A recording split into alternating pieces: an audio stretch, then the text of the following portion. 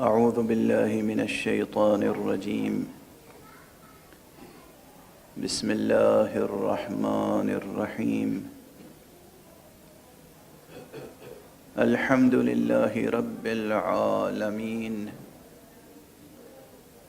والصلاة والسلام على أشرف الخلائق أجمعين، سيدنا وسيد الأولين والآخرين، حبيبنا وحبيب إله العالمين، إمام المرسلين وخاتم النبيين، أبي القاسم المصطفى محمد،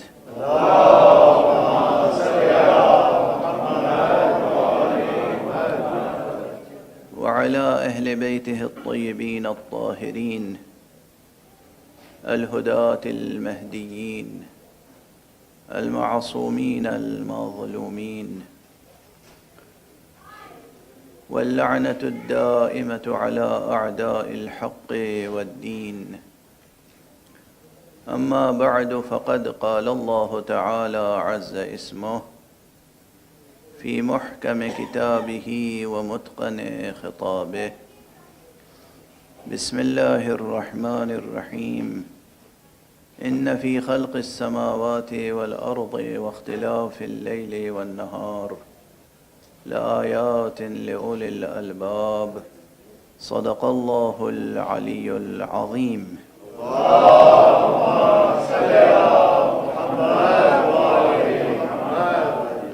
ایک اور بلندتر صلوات.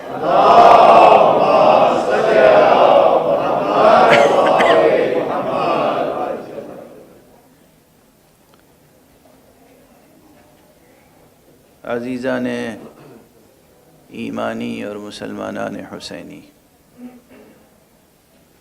گفتگو کا عنوان ہے راز قدرت اور حسین. قرآنی سرنامہ سورہ مبارکہ آل عمران کی آیت ہے، جس میں ارشاد فرمایا گیا ہے کہ ان فی خلق السماوات والارض واختلاف اللیل والنہار لآیات لأولی الالباب. بے شک آسمانوں کی خلقت میں، اس زمین کی خلقت میں، اور یہ روز و شب کے آنے جانے میں، گردش روزگار میں، صاحبان عقل کے لیے بہت نشانیاں ہیں. نشانیاں راہ میں رکھی اسی لیے جاتی ہیں تاکہ انسان ان نشانیوں کے ذریعے سے منزل تک پہنچ جائے. یہ حق سبحانہ و تعالیٰ کا لطف ہے، یہ اس کا کرم ہے، یہ اس کی رافت ہے، یہ اس کی رحمانیت ہے، یہ اس کی رحیمیت ہے، یہ اس کا ہدایت کا عظیم الشان اہتمام ہے کہ اس نے عالم خلقت میں اور عالم زمان و مکان میں ہر لمحے گزراں میں اور ہر گوشے مکان میں اور ہر شعبہ امکان میں اپنی نشانیاں رکھ دی ہیں.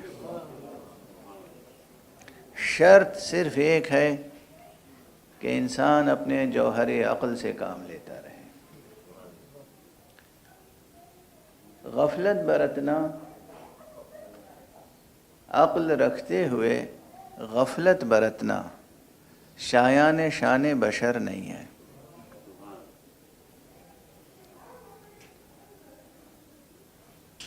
عقل انسانی کی توہین بھی ایک بڑا گناہ ہے، بہت بڑا گناہ ہے. اللہ سبحانہ و تعالیٰ کی دی ہوئی ہر نعمت کی قدر کرنی چاہیے.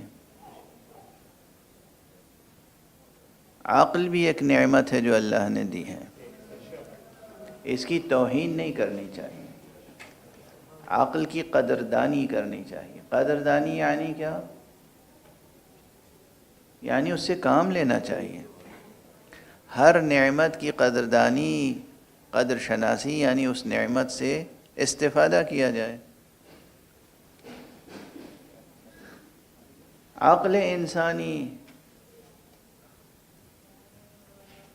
یہ ضرور ہے کہ اس میں کمزوریاں پیدا ہو سکتی ہیں، مگر وہ کمزوریاں کب پیدا ہوتی ہیں؟ جب انسان عقل کے تقاضے کو چھوڑ کر اپنی کسی خواہش نفس کا پابند ہو جائے. یہی انسان کی آزمائش ہے، اور یہ درس وہ ہے جو ہمیشہ دہراتے رہنا چاہیے. خواہش نفس، میلان نفس، دنیا کی خواہش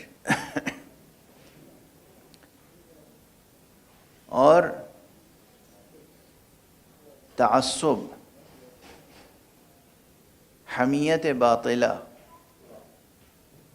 یہ چیزیں وہ ہیں جو انسان کو عقل سے دور کر دیتی ہیں. مثلاً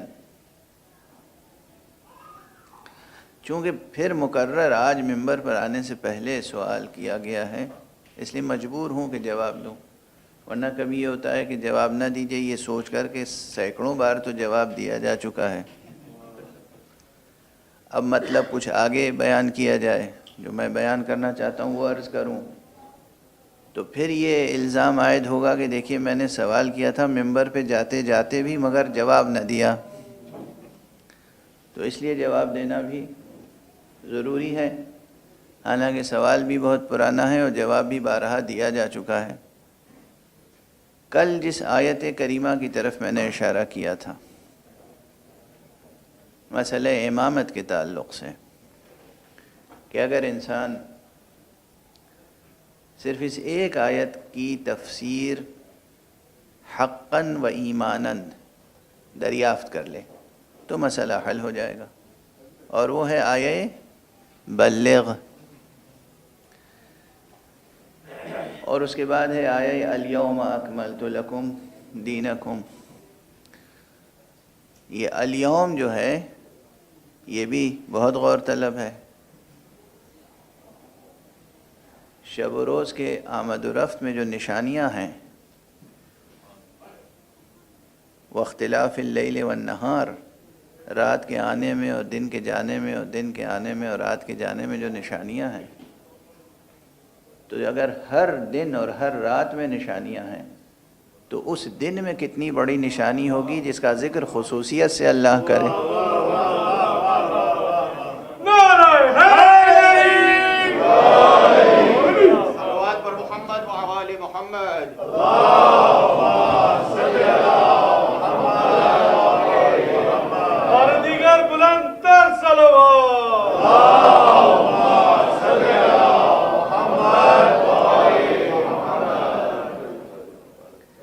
جس کا خصوصیت سے حق سبحانہ و تعالیٰ ذکر کرے الیوم اکملت لکم، اور کتنا بڑا دن ہوگا، وہ کتنا عظیم و شان دن ہوگا جس دن کو اللہ سبحانہ و تعالیٰ فرمائے کہ آج ہم نے تمہارے دین کو مکمل کر دیا. اور پھر وہی کہوں گا، اصل و اصول دین کیا ہے؟ توحید. اصل الاصول کیا ہے؟ توحید. کسی کو شبہ ہے اس میں؟ کوئی سنی ہو، شیعہ ہو، کوئی حنفی ہو، کوئی مالکی ہو، کوئی حنبلی ہو، کوئی شافعی ہو، کوئی بریلوی ہو، کوئی دیوبندی ہو، کوئی کسی مسلک سے تعلق رکھتا ہو، کوئی عباضی ہو، کوئی زیدی ہو، اصل الاصول توحید ہے، اس میں کسی شک کی گنجائش نہیں. اصل الاصول توحید. تو جس دن توحید کا پیغام رسول اللہ صلی اللہ علیہ وآلہ وسلم نے پہنچایا،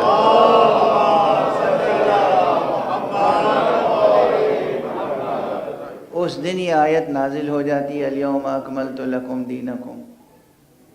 آج ہم نے دین مکمل کر دیا اور نعمت تمام کر دی اور اس اسلام سے راضی ہو گئے تمہارے لیے. یا یعنی اس میں بھی جس دن سورہ مبارکہ اخلاص نازل ہوا ہے، ایک جامع بیان توحید، خدا کی قسم یہ بیان جس کے متعلق میں اکثر کہہ چکا ہوں کہ یہ ذہن انسانی کی تخلیق ہو ہی نہیں سکتا. قل هو اللہ احد اللہ الصمد لم یلد ولم یولد ولم یکن له کفوا احد. جس دن یہ بیان نازل ہوا اس دن فرما دیتا کہ آج ہم نے دین مکمل کر دیا، کیونکہ بیان توحید مکمل ہو گیا. جس دن آیت الکرسی نازل ہوئی تھی، آیت الکرسی بھی ایک عظیم الشان بیان توحید ہے، خدا کی قسم ذہن انسانی کی تخلیق تو ایسی عبارتیں ہو ہی نہیں سکتی. عظیم الشان آیت، خود رسول اللہ صلی اللہ علیہ وآلہ وسلم نے فرمایا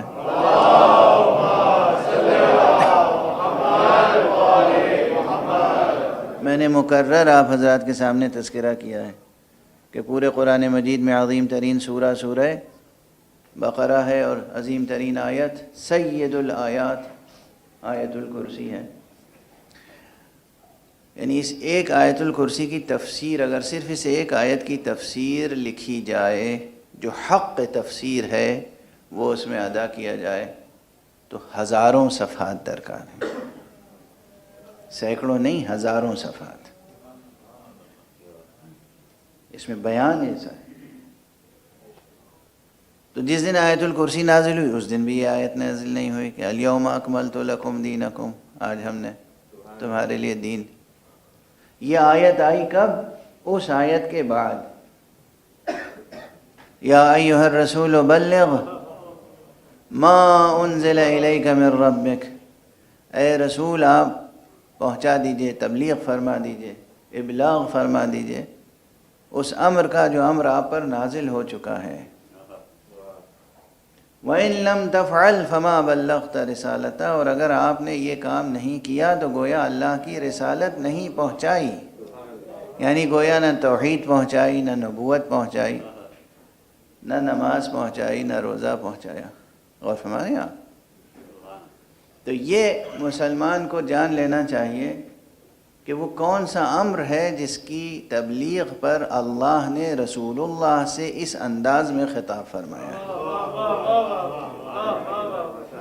یہ ہر مسلمان کو جاننے کا حق ہے. جستجو ہونی چاہیے کہ وہ کون سا راز ہے، وہ کون سا سر ہے، وہ کون سا امر الہی ہے، وہ کون سی اصل ہے، وہ کون سا اصول ہے، وہ کون سا فرمان ہے، وہ کون سا ارشاد ہے، یا وہ کون سا قانون ہے، وہ کون سا قاعدہ ہے جس کی تبلیغ پر اس قدر تاکید ہے کہ اگر آپ نے یہ نہیں پہنچایا تو گویا کچھ بھی نہیں پہنچایا. اب ظاہر ہے کہ مفسرین یہ فرماتے ہیں کہ یہ آیت جب نازل ہوئی تو مقام غدیر خم پر حضور علیہ الصلاۃ والسلام نے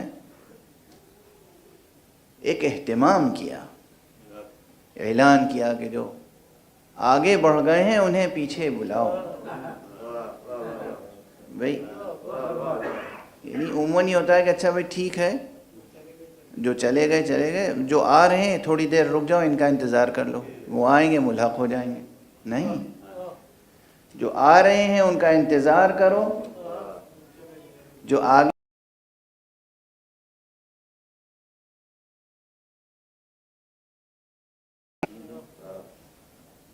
بڑے بڑے خطبے حضور ارشاد فرماتے تھے ناقے پر بیٹھ کر،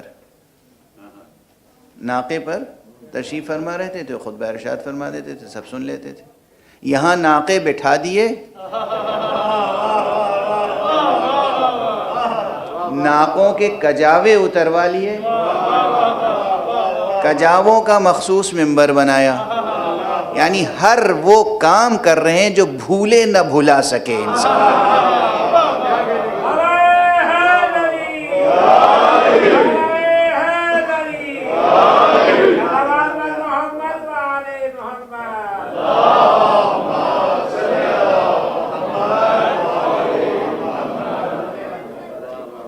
بچہ ہو تو نہ بھولے، جوان ہو تو نہ بھولے، بوڑھا ہو تو نہ بھولے، مرد عورتیں کوئی بھلا نہیں سکتا کہ روکو قافلہ، انتظار کرو، اور چلچلاتی دھوپ.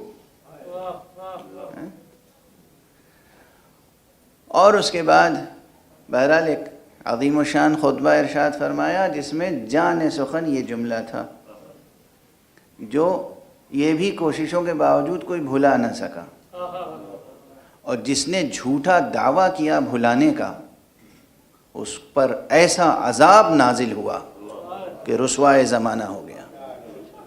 تاریخ ہے، روایات ہیں، تاریخ.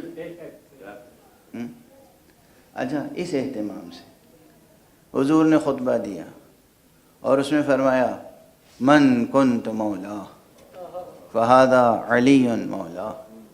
اور یہ وہ قول ہے حضرت کا کہ شیعوں میں تو درگاہیں ہوتی نہیں ہیں، خانقاہیں اب آج کل، بلکہ شروع سے اب تک. ہمارے یہاں بارگاہیں اور درگاہیں جو ہیں وہ معلوم ہیں، در علم سے وابستگی اور بارگاہ کرم سے وابستگی. لیکن عموماً برادران اہل سنت میں جو سلسلہ تصوف ہیں اس میں خانقاہیں ہیں، اور وہاں محفل سماع بھی ہوتی ہے، اور قل بھی ہوتا ہے اور قول بھی ہوتا ہے. اور شب بھر محفل سماع کے بعد جو قول دہرایا جاتا ہے بطور خاص، اسی قول سے قوالی کہا گیا ہے. یہ قول دہرانے والا کہلاتا ہے قوال، جو حضور کا قول دہراتا ہے. اسی لیے میں جو حقیقت میں قوال حضرات ہیں ان کا بھی احترام کرتا ہوں، جس کی زبان پر بھی میرے رسول کا جملہ آ جائے اور جس کی زبان پر بھی میرے علی کی مدح آ جائے، میں اس کے لیے میرے دل میں بہت احترام ہے، بہت بے پناہ، آپ کو اندازہ نہیں، بہت احترام. ہم کیا فرشتے اس کا احترام کرتے ہیں، زمین کا ذرہ ذرہ اس کا احترام کرتا ہے. یہ اسرار اس سے واقف نہیں ہیں لوگ. تو یہ قول دہرایا جاتا ہے آج تک. دلی میں بستی حضرت نظام الدین میں حضرت نظام الدین اولیاء کے مزار پر جو عرس ہوتا ہے، اور جو حضرت امیر خسرو کے مزار پر عرس ہوتا ہے، وہ عرس میں سحر کے وقت آخر میں من کنت مولا فہذا علی مولا دہرایا جاتا ہے.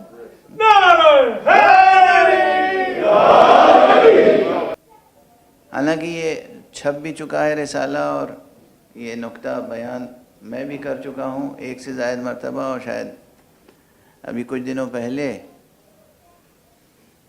میرے بیٹے نے بھی کسی مجلس میں یہ نقطہ بیان کیا تھا. لیکن میں صرف اس لیے بیان کر رہا ہوں تاکہ میرے والد مرحوم کی روح کو بھی مزید ثواب پہنچے اور ان کی روح کو پروردگار انعامات سے نوازے. یہ نقطہ ان کا ہے، ان سے پہلے کسی نے یہ نقطہ کہیں نہ پڑھا نہ لکھا، اور یہ بزرگ علماء نے اس کی تصدیق کی اور انہیں داد دی، اور مجھے بھی دعائیں دی جب میں نے ان کا یہ مقالہ تحریر کر کے شائع کیا. اور وہ تھی یہ تفسیر، روایت ہے لیکن اس روایت کی بس تفسیر کی بات ہے کہ مؤرخ طبری امام طبری کہا جاتا ہے انہیں، اور وہ اس لقب کے عمومی لحاظ سے مستحق بھی تھے. تفسیر میں بھی وہ امام ہیں، فقہ میں بھی وہ امام ہیں، تاریخ میں بھی وہ امام ہیں، ادب میں وہ امام ہیں، یعنی محقق انسان. اور چونکہ محقق تھے اس لیے انجام بخیر ہوئے کہ انہوں نے آخر میں جو سب زندگی کے آخر میں کتاب لکھی، وہ 2 ضخیم جلدوں میں کتاب لکھی تھی، کتاب الولایہ. کتاب الولایہ. اور اس کتاب الولایہ میں وہ تمام سلاسل اور طرق جمع کیے تھے، جن طرق سے، جن سلاسل سے، یعنی سلسلہ روایت. وہ سلسلہ روایت ہوتا ہے نا کہ میں نے بیان کیا اپنے استاد محترم حضرت علامہ آیت اللہ سید احمد شہرستانی سے، اور انہوں نے بیان کیا اپنے استاد محترم حضرت علامہ آیت اللہ شیخ آغا بزرگ تہرانی سے، اور انہوں نے بیان کیا اپنے استاد محترم علامہ حاج شیخ حسین محدث نوری سے، اور انہوں نے بیان کیا. یہ سلسلہ چلتا ہے، معصوم تک پہنچتا ہے. میرے اور بھی سلاسل ہیں، جس میں ایک خاص سلسلہ یہ ہے جس میں میرے شیخ روایت سامنے تشریف فرما ہے کہ میں روایت کرتا ہوں اپنے برادر معظم حضرت حجت الاسلام والمسلمین علامہ سید ذوالقدر رضوی سے، اور یہ نقل کرتے ہیں اور روایت کرتے ہیں اپنے استاد بزرگوار حضرت علامہ آیت اللہ سید احمد مستنبط سے، اور وہ روایت کرتے ہیں اپنے استاد بزرگوار.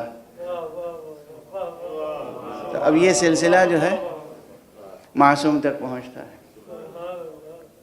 تو یہ سلسلے کہلاتے ہیں، سلسلہ حدیث.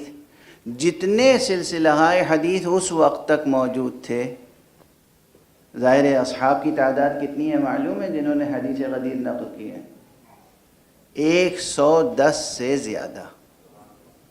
اور یہ میرا چیلنج ہے کہ جتنی متواتر حدیثیں کہلاتی ہیں، متواتر، اس میں کوئی ایک حدیث اس کے علاوہ نہیں ہے جس کے راوی 110 سے زیادہ ہوں صف اول میں، طبقہ اولا میں.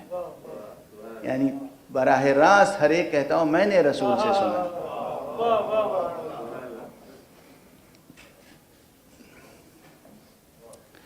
تو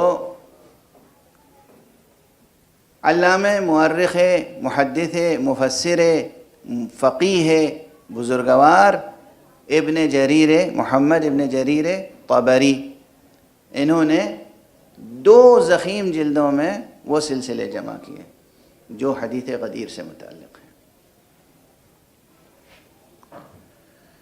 اور اس میں یہ روایت بھی ہے کہ فرمایا کہ 3 دن قیام رہا غدیر میں، میدان غدیر میں.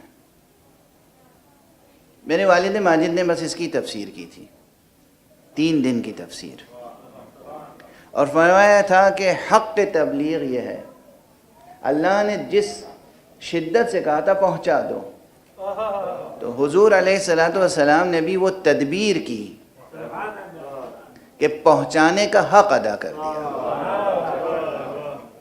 اور وہ اس طرح کہ اس زمانے میں میڈیا تو تھا نہیں، اخبارات تو تھے نہیں، پریس ہی نہیں ایجاد ہوا تھا، تو پھر پرنٹ میڈیا کا سوال نہیں ہے، الیکٹرانک میڈیا نہیں تھا.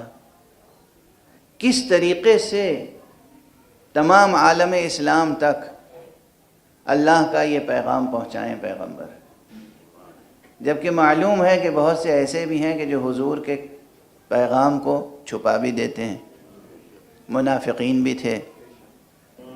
تو کیا ایسا ماحول بنایا جائے کہ رب کے سامنے حضور کہہ سکیں اللہم اشہد فانی قد بلغت، اے پروردگار گواہ رہنا کہ میں نے تیرا پیغام پہنچا دیا. تو حضور علیہ الصلوۃ والسلام نے وہاں 3 دن قیام فرمایا اور خیمے لگوائے، اور ایک ایک کو کہا، ہر مرد کو اور ہر عورت کو، کہ جا کر علی کے خیمے میں خصوصیت سے بیعت کرو اور سلام کرو، یہ کہہ کر السلام علیک یا امیر المؤمنین. یہ 3 دن قیام کا راز، 3 دن سے کم میں یہ جشن ہو بھی نہیں سکتا تھا، رسم ولی عہدی تھی.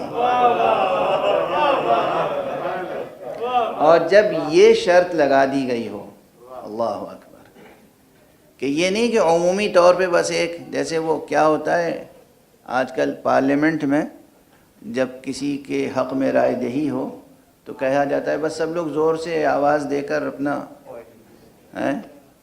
آواز سے ہم طے کر لیں گے کہ کتنے لوگوں نے ووٹ دیا ہے، تو کہہ دیں گے اکثریت کے ووٹ سے معاملہ طے ہو گیا. تو حضور بھی کہہ سکتے تھے کہ سب لوگ کوئی ایک ایسا سلوگن بتاتے کہ یہ کہو فردن فردن، ایک ایک شخص جائے، ایک ایک مرد، ایک ایک عورت جائے اور کہے السلام علیک یا امیر المؤمنین. اس میں ظاہر سی بات ہے اس وقت جو مجمع تھا، دن تو یہی تھا 11-12 گھنٹے کا، 11-12 گھنٹے میں ہزاروں کا مجمع، حضور کا خطبہ بھی سماعت فرمائے، نماز جماعت بھی پڑھے، ظہر کی نماز بھی، عصر کی نماز بھی، اپنی ضرورتیں بھی پوری کرے، اور اس کے بعد جا کے فریضہ بیعت بھی ادا کرے۔ میں رسم بیعت نہیں کہہ رہا، فریضہ بیعت بھی ادا کرے۔ رسول جو کہہ دیں فریضہ ہے، فریضہ بیعت بھی ادا کرے۔ تو یہ کام ایک دن میں چند گھنٹوں میں ہونے والا نہ تھا، چونکہ اب کتنا مجمع تھا غدیر میں، اس پر بھی بہت سے حضرات برابر روشنی ڈالتے رہتے ہیں۔ بعض حضرات کہتے ہیں 30,000 کا مجمع تھا، بعض کہتے ہیں 40,000 کا مجمع تھا، بعض حضرات کہتے ہیں 1,10,000 کا مجمع تھا، 1,20,000 کا مجمع تھا۔ جو لوگ بہت گھٹا کے کہتے ہیں وہ کہتے ہیں کہ 10,000-12,000 14,000 کا مجمع تھا، ایسے بھی ہیں کہنے والے۔ 14,000 افراد بھی اگر بیعت کریں، ایک ایک کر کے خیمے میں جائیں، سلام کریں، بیعت کریں، واپس آئیں، ایک ایک کر کے جائیں، سلام کریں، بیعت کریں، واپس آئیں، 14,000 افراد، تو میں نہیں سمجھتا کہ ایک دن میں یہ فریضہ بیعت ادا ہو سکتا ہے۔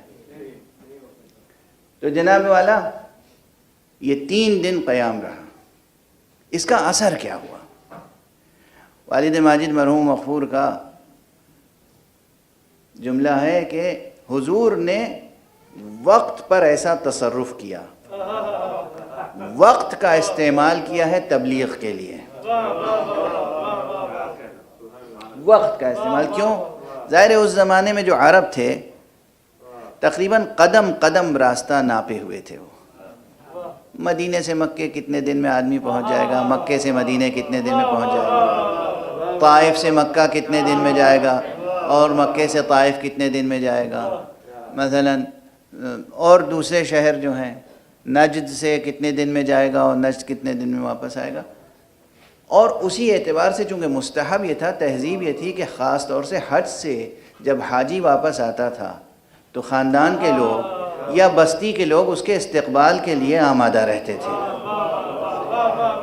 کیا حکمت تبلیغ ہے! 3 دن روک لینے کے معنی ہے کہ ہر بستی میں 3 دن تک لوگ کھڑے ہوئے انتظار کر رہے ہیں۔ اب یہ تو میں محاورتاً عرض کر رہا ہوں، یعنی ایک انتظار کی کیفیت ہے، جسے معلوم تھا کہ مثلاً 2 دن کا فاصلہ ہے، وہ 20 تاریخ کو انتظار کر رہا ہے کہ آدمی آ جائے گا، یہ جسے 20 کو پہنچنا تھا یہ 22 کو پہنچا، تو یہ 2 دن انتظار میں گزرے نہیں گزرے؟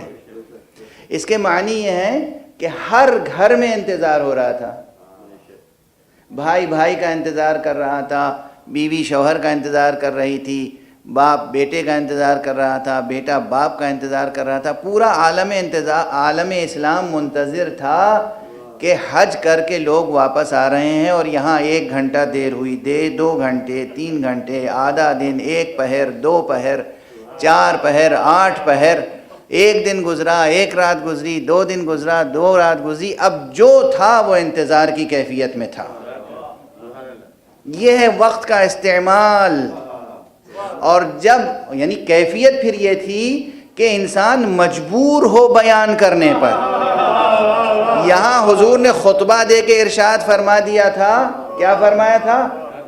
فَلْيُبَلِّغِ الشَّاهِدُ الْغَائِبُ، اب تم میں سے جو موجود ہے وہ اس تک پہنچا دے یہ پیغام جو موجود نہیں آئے، جو شاہد ہے، حاضر ہے، حضور میں ہے، وہ پہنچا دے یہ پیغام اس تک جو غائب ہے۔ اور ہمارے یہاں ادھر حضور کا یہ حکم اور ادھر حکمت، تو اب جو پہنچا ہوگا سب سے پہلے سوال یہ ہوا ہوگا دیر کیوں ہوئی؟ اس کے علاوہ کوئی جواب نہ تھا کہ رسول نے روکا تھا۔ رسول نے روکا تھا تو کیوں روکا تھا؟ رسول نے فرمایا ہے من کنت مولا فہذا علی۔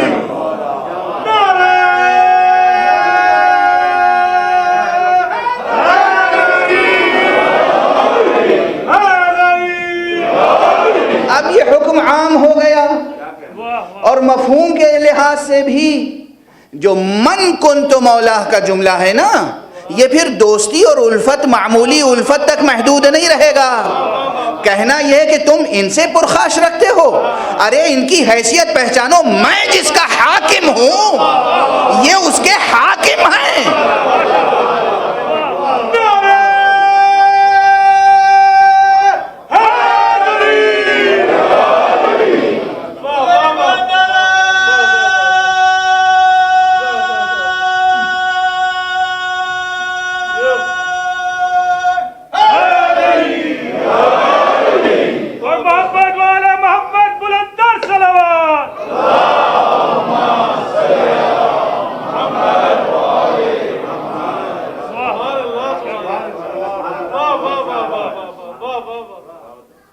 بس گفتگو کا دامن سمیٹتا ہوں.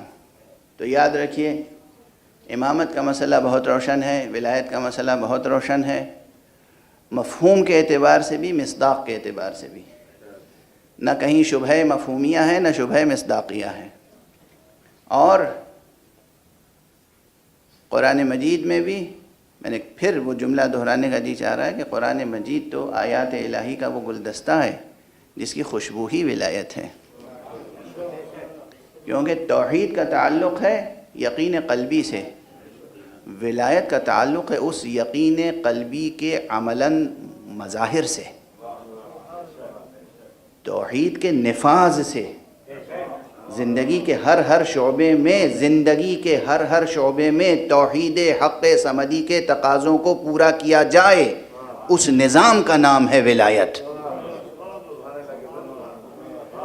زندگی کے ہر شعبے میں توحید حق صمدی کے تقاضوں کو پورا کیا جائے، جس نظام کے تحت، اس نظام کا نام ہے ولایت. کیا سمجھتے ہیں ولایت کو آپ؟ یہ ولایت نظام، اپنی نفس کو، اپنی ذات کو کیسے سنوارا جائے، سجایا جائے، ولایت کی روشنی میں، توحید کے مطابق ہونا زندگی کا. اپنے گھر کو کیسے تابع فرمان توحید کیا جائے، ولایت سکھائے گی. اپنے معاشرے کو، اپنے خاندان کو کیسے تابع فرمان توحید بنایا جائے، ولایت سکھائے گی. کسی ملک، معاشرے اور قوم کو، کسی پوری قومیت کو، پوری نیشن کو کس طرح توحید حق صمدی کے تقاضوں کا پابند بنایا جائے، ولایت سکھائے گی. یہ نقطہ روشن ہو جائے گا تو ولایت فقیہ بھی روشن ہو جائے گی. صلوات پڑھ دیجئے محمد.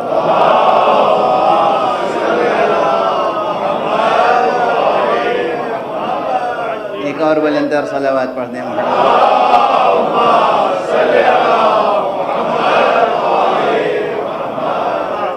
اگر یہ اپروچ نہیں ہے تو معلوم ہے ان میں اور آپ میں کوئی فرق نہیں رہ جائے گا. وہ کہتے ہیں مولا کے معنی دوست، آپ کے کہیں گے کہ ولایت کے معنی دل سے محبت کرنا. بس ختم معاملہ. یعنی زندگی میں جو چاہے کرو، جیسے چاہو حکومت بنا لو، جیسے چاہو بازار چلاؤ، جیسے چاہو زندگی چلاؤ، دل میں دعویٰ کرو کہ محبت ہے ہمارے. یہ ولایت نہیں ہے. ولایت یہ ہے کلمہ مبارکہ لا الہ الا اللہ کے تقاضوں کو زندگی کے ہر شعبے میں نافذ کرنا. یہ ہے ولایت. یہ ہے ولایت. یہ ولایت. اور اسی لیے ولایت کا معاملہ زندہ ہے. اگر صرف وہ دل کا معاملہ ہوتا کہ محبت کرنا ہے تو مسئلہ اتنا اہم نہیں تھا. زندہ مسئلہ ہے، قیامت تک زندہ رہے گا. کیوں قیامت تک زندہ رہے گا؟ اس لیے کہ زندگی کا مسئلہ ہے، جینے کا مسئلہ ہے، حیات انسانی اور حیات اسلامی کا مسئلہ ہے، نظام اسلامی کا مسئلہ ہے، نظام قرآنی کا مسئلہ ہے. بس اب گفتگو کو روکتا ہوں. کربلا کیوں برپا ہوئی؟ غدیر کا تسلسل ہے کربلا. کربلا تمام انسانی اقدار کا مسئلہ ہے، لیکن محور کیا ہے بنیادی؟ امر آل محمد. بنیادی محور کیا ہے؟ امر الہی. بنیادی محور کیا ہے؟ امامت و ولایت. اس لیے بات لا اور نعم پر ہے، بیعت نہیں کریں گے، اس جیسے کی مجھ جیسا بیعت نہیں کر سکتا۔ یہ جو جملہ ہے یہ قیامت تک کس لیے؟ مسئلہ ولایت کا ہے، مسئلہ امامت کا ہے۔ ہم مشرک کو، ہم کافر کو، ہم فاسق کو، ہم فاجر کو، ہم گناہگار کو، ہم شارب خمر کو، ہم قاتل نفس محترمہ کو ہم حاکم تسلیم نہیں کر سکتے۔ اور اس امر کے لیے جو کچھ قربانی دے سکتے تھے حسین نے قربانی دی۔ آج بعض حضرات نے اور تقاضے کیے تھے، میں ان کے تقاضے پورے نہیں کر سکا اب، کیونکہ یہ سوالات بہت تاکید کے ساتھ کیے گئے تھے، اس لیے ان سوالات کا جواب دیا میں نے۔ آپ احباب کے تقاضے پھر انشاءاللہ زندگی رہی تو پورا کروں گا۔ کتنی مدت سے انتظار رہتا ہے محرم کا، اور کتنی تیزی سے محرم گزر جاتا ہے کہ حق عزاداری ادا نہیں ہو پاتا، حق گریہ ادا نہیں ہو پاتا۔ خدا کی قسم قیام قیامت تک فاطمہ کو پرسہ دینے کا حق ادا نہیں ہو سکتا، رسول اسلام کو تعزیت پیش کرنے کا حق ادا نہیں ہو سکتا۔ آج 8 محرم کو خصوصیت سے آپ جس شہید کو یاد کرتے ہیں اس شہید کا نام بہت عظیم ہے۔ وہ شہید وہ ہے جس کی خاص دعا کی تھی امیر المومنین نے، خاص تمنا کی تھی، اس بیٹے کے لیے خاص اہتمام کیا تھا۔ یہ بیٹا جس کا نام ابو الفضل العباس ہے، سقائے اہل حرم، سپہ سالار سپاہ حسینی، اور وہ جسے پروردگار وفا کہیے تو کم ہے۔ کیا وفاداری تھی، کیا عظیم وفاداری تھی، کیا وفاداری تھی۔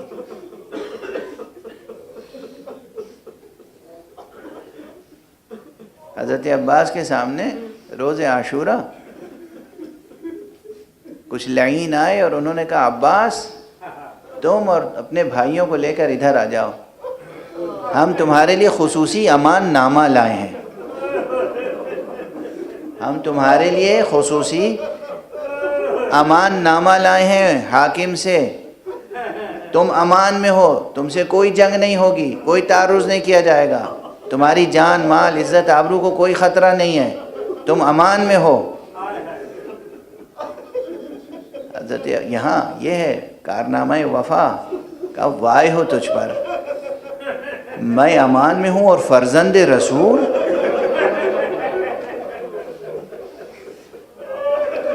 حسین ابن علی فرزند رسول سبط رسول، اس کے لیے امان نہیں ہے اور میرے لیے امان ہے۔ میں تیری اس امان پر لعن بھیجتا ہوں۔ اور کس قدر اطاعت کی ہے حضرت ابو الفضل نے، ہماری جانیں قربان ہو جائیں آپ کے نام نامی پر۔ کیا شان اطاعت ہے، شجاعت ہے، علم ہے، جرأت ہے، سب کچھ ہے، مگر سب پر مقدم ہے اطاعت امر امام۔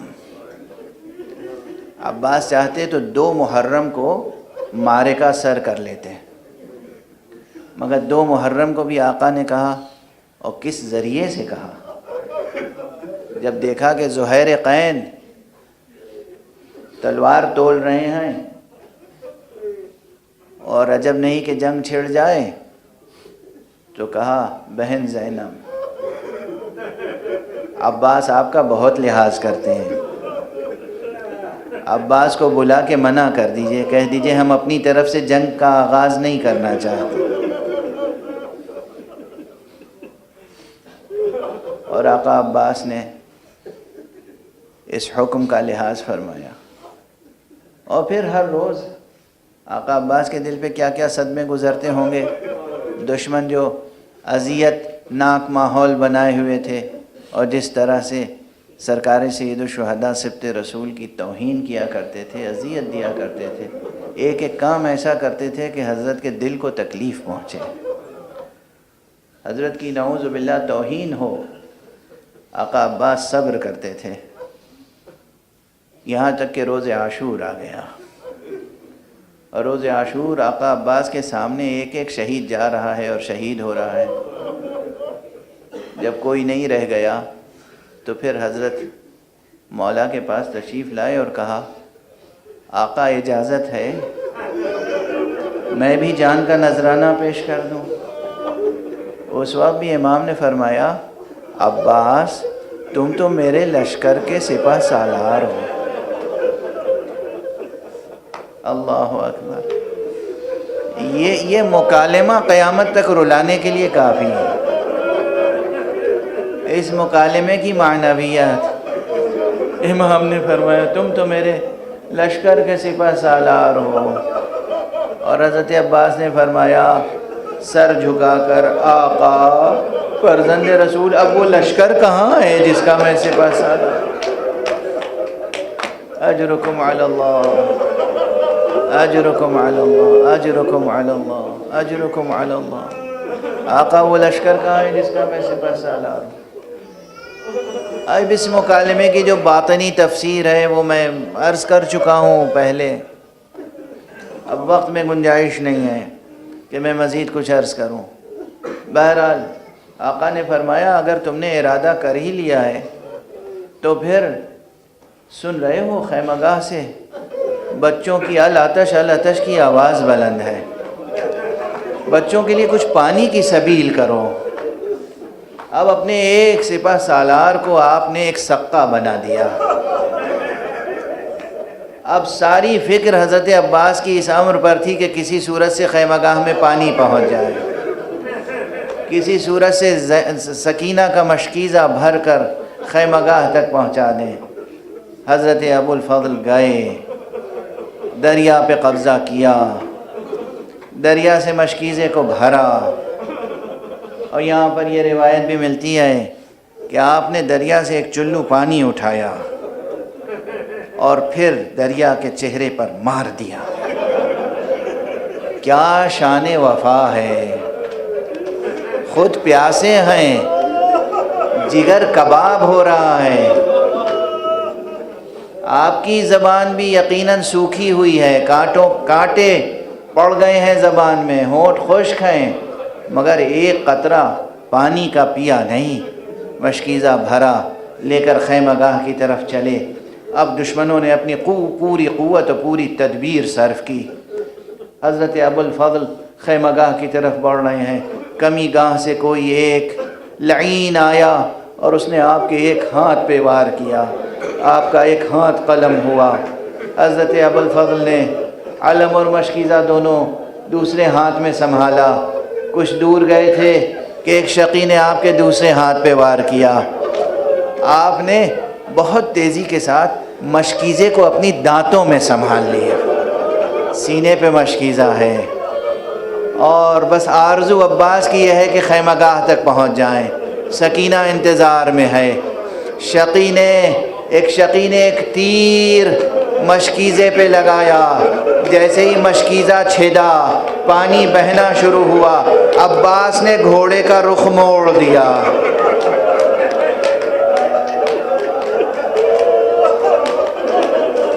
عباس نے گھوڑے کا رخ، اب عباس خیمہ گاہ میں نہیں جانا چاہتے، عباس دوبارہ جنگاہ کی طرف چلے گئے، اور اس کا ثبوت یہ ہے کہ جب آقا حسین تک آواز آئی کہ آقا آپ پر میرا آخری سلام، اور آقا نے فرمایا عباس تمہاری شہادت نے میری کمر توڑ دی، اور اس کے بعد اپنے راہوار سے چلے ہیں عباس علیہ السلام کے لاشے کی طرف، تو ظاہر ہے اگر اس ترتیب سے ہوتا تو پہلے لاشا ملتا، اس کے بعد دونوں کٹے ہوئے ہاتھ ملتے، لیکن جب آقا چلے ہیں تو پہلے ایک ہاتھ کا ٹکڑا ملا، آپ نے جھک کے وہ اٹھایا، آگے بڑھے دوسرا ہاتھ ملا، اسے اٹھایا، پھر آگے بڑھے، جب لاش تک پہنچے تو دیکھا ایک آنکھ میں تیر پیوست ہے، ایک میں لہو بھرا ہوا ہے، اور حضرت عباس نحیف آواز میں کہہ رہے ہیں کون ہے جو میرے سرہانے آ رہا ہے؟ اگر کوئی شقی ہے، اگر میرا سر قلم کرنا چاہتا ہے تو میں بس یہ کہنا چاہتا ہوں کہ تھوڑی دیر انتظار کر لے، میں نے آقا کو سلام کیا ہے، یہ ممکن نہیں کہ آقا میرے سرہانے تشریف نہ لائیں۔ حسین نے یہ جملہ سنا، گریہ کرنا شروع کیا، میرے عباس کوئی قاتل نہیں، میں ہوں، میں آ گیا ہوں عباس، میں آ گیا ہوں عباس۔ آپ تشریف فرما ہوئے، دامن عبا سے آنکھوں کو صاف کیا، لہو صاف کیا۔ عباس نے یہی کہا تھا آقا بس آرزو ہے دنیا سے جاتے جاتے ایک مرتبہ آپ کی زیارت اور کر لوں۔ اجرکم علی اللہ، اجرکم علی اللہ، مشہور ہے یہ مکالمہ، اہل منبر اکثر ذکر کرتے ہیں، اور دل تصدیق کرتا ہے کہ ایک مرتبہ آقا حسین نے بھی کہا تمہاری خواہش ہے آخری بار میری زیارت کرو، میری بھی ایک خواہش ہے اسے بھی پوری کرو، آخری بار ایک مرتبہ مجھے بھائی کہہ کے تو خطاب کر لو۔ عباس نے آقا کو بھائی کہہ کے سلام کیا اور ساتھ میں تاکید کر دی آقا میرا لاشا خیمہ گاہ میں نہ لے جائیے۔ آپ نے بہت گریہ کیا، میں نے بہت آپ کا وقت لیا، لیکن ایک دو جملے عرض کر رہا ہوں، صرف دو جملے، صرف دو جملے، تاکہ حق مصائب کچھ تو ادا ہو۔ علامہ سید مہدی بحر العلوم، عظیم الشان اپنے وقت کے مجتہد، عظیم الشان عارف، سید مہدی بحر العلوم، علامہ وحید بہبہانی کے شاگرد، اور جن کا تقوی، جن کا زہد اس پائے کا تھا کہ بعض حضرات شبہے میں مبتلا ہو گئے تھے کہ کہیں ان کا نام چونکہ مہدی تھا کہ یہی کہیں مہدی آخر الزمان تو نہیں آئے۔ بہت ان کا جلال تھا، بہت جمال تھا، بہت مرتبہ تھا۔ آج بھی ان کا مرقد، ان کی قبر زیارت گاہ خلائق ہے۔ ان سے کسی نے پوچھا کہ یہ بتائیے حضرت عباس بہت بلند قامت تھے لیکن ان کی قبر بہت چھوٹی سی بنی ہوئی، اس کا کیا سبب ہے؟ بے اختیار گریہ کیا، کہا تمہیں معلوم نہیں اشقیاء کو کتنا کینہ تھا، کتنا حسد تھا، کیا شقاوت تھی۔ ارے عباس کے لاشے کو سر قلم کرنے کے بعد دشمنوں نے ٹکڑے ٹکڑے کر دیا تھا، اس لیے جب ان کو دفن کیا گیا تو ایک چھوٹی سی قبر کھود کر اور اس میں وہ